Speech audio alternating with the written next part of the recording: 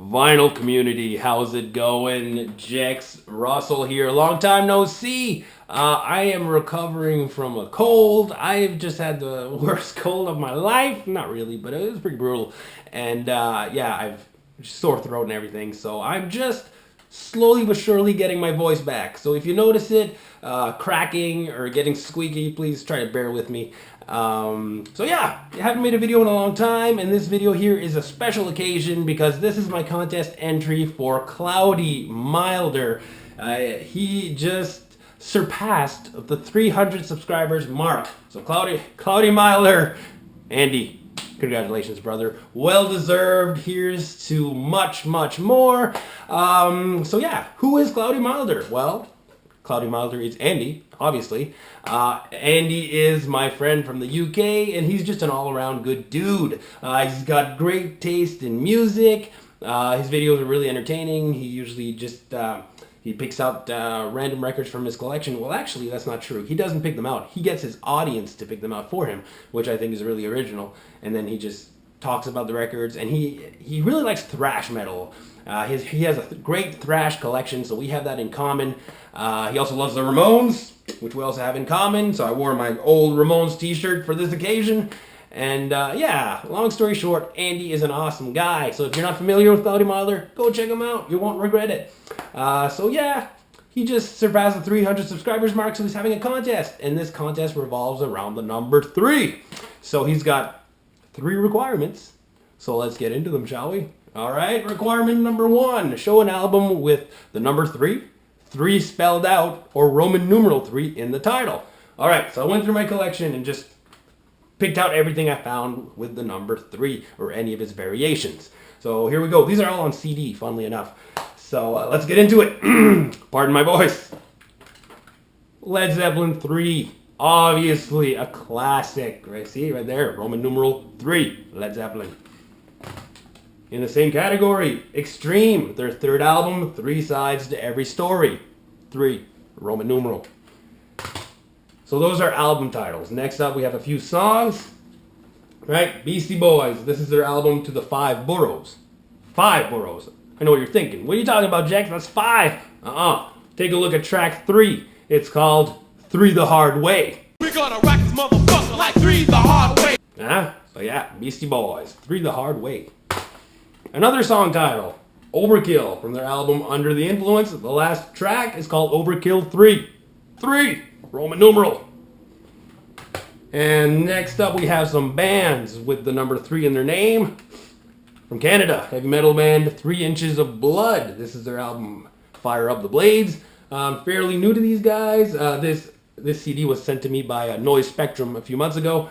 So I'm still new to them, but I really like what I hear so far. Heavy, heavy stuff. 3 Inches of Blood. And the last one I have to show, guaranteed no one has showed this. If someone has showed this, I haven't really watched many contest entries here, but if anyone has showed this, I'd be surprised. From right here in Canada, from Quebec, Canada, a French-Canadian band called Les Trois Accords. See? Trois. That's 3. Les Trois Accords, that translates to the 3 chords.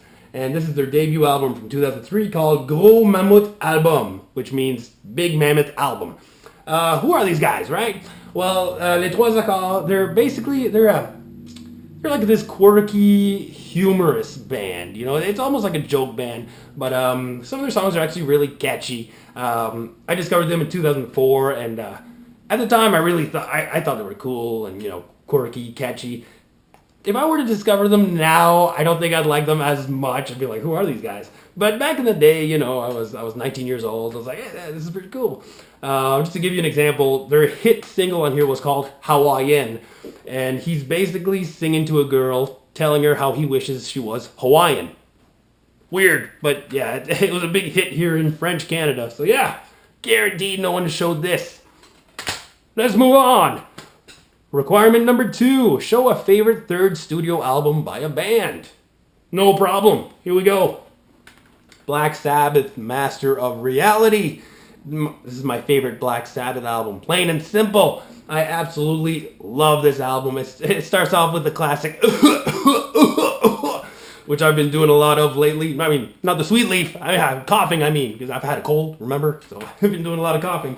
So when I cough like that, I always think of the intro to Sweet Leaf. And that's just a great opener for this album. Sweet Leaf is an amazing song, one of my favorite Sabbath songs, and just not a bad track on here. Everything is great. After Forever, Embryo, Children of the Grave, Orchid, Lord of this World, Solitude, and Into the Void. A solid Sabbath album. This was an easy choice.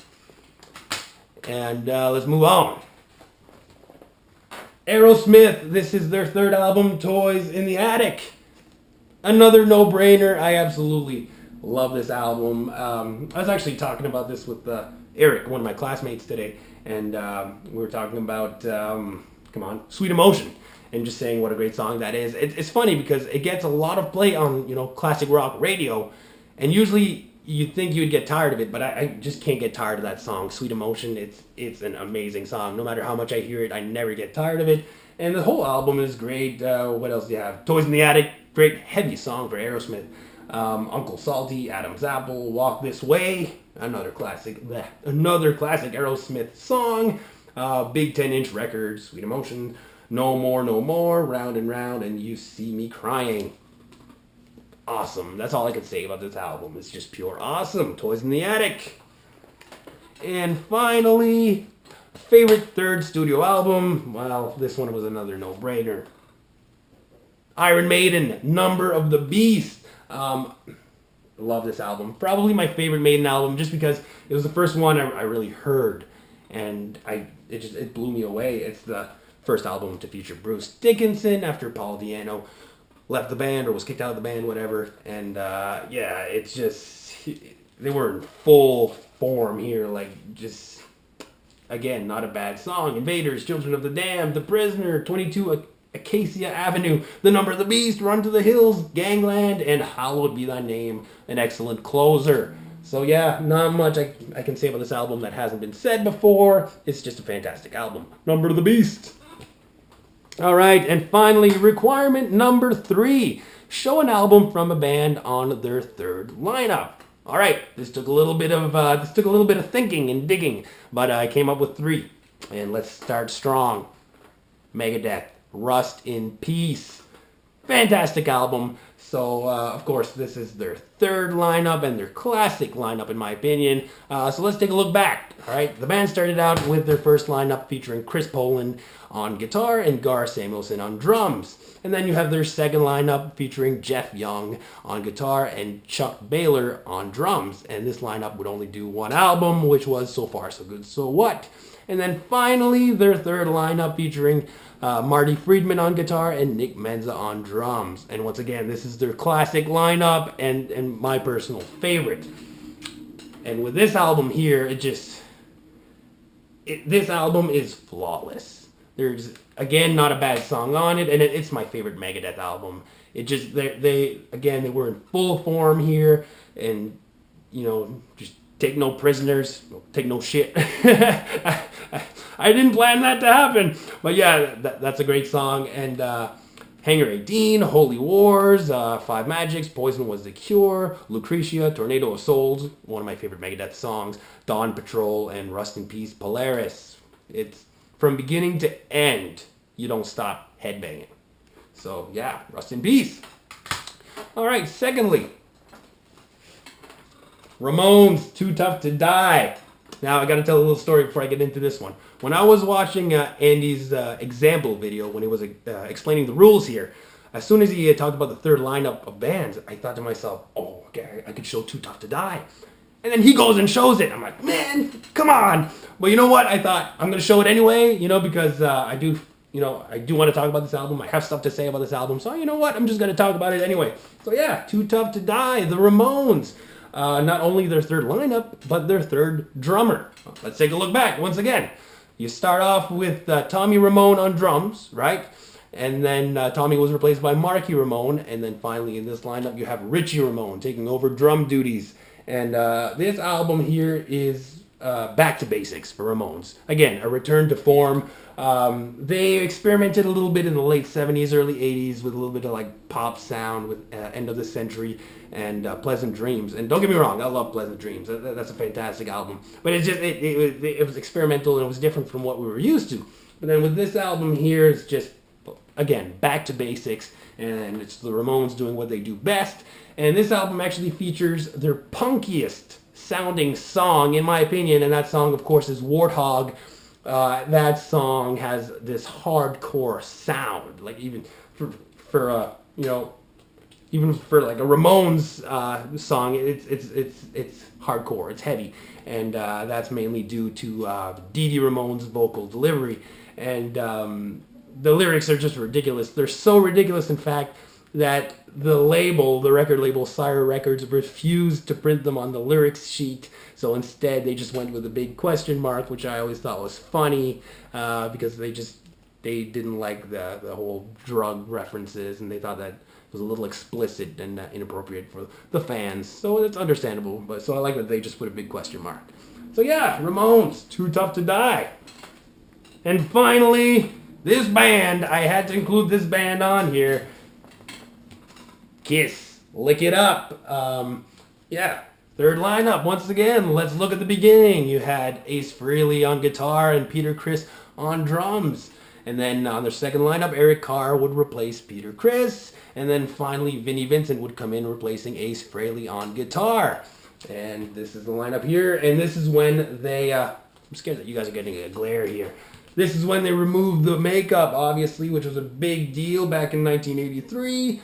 And I love this album now. It took me a while. I didn't used to like it. I didn't hate it, but I was never really that big a fan of 80s Kiss. You know, they were getting kind of glammy, and I didn't really care for that. Except, of course, Creatures of the Night was the 80s Kiss album that I loved. I always have. But everything else that came after that, I was just kind of like, I don't know. But in recent years, I've warmed up to it, and I love 80s Kiss. I love all Kiss eras now, you know? And this album here is just great. Exciter, Not for the Innocent, Lick It Up, Young and Wasted, Give Me More, All Hell's Breaking Loose, love that song. A Million to One, Fits Like a Glove, Dance All Over Your Face, and On the Eighth Day. So, yeah, third lineup, excellent album, Lick It Up. So there you have it, folks. I got through it. I didn't lose my voice. Yeah! So, another congratulations to Andy Cloudy Milder. Keep up the great work, brother. You're awesome. I love watching your videos. I love your channel. You're just a great dude, man. Keep it up. And that's it for me. Good luck to everyone who's participating in this contest. And take care of yourselves. Got lots of videos coming soon. I finally have some spare time. So stick around. Stay tuned. Be excellent to each other. Later!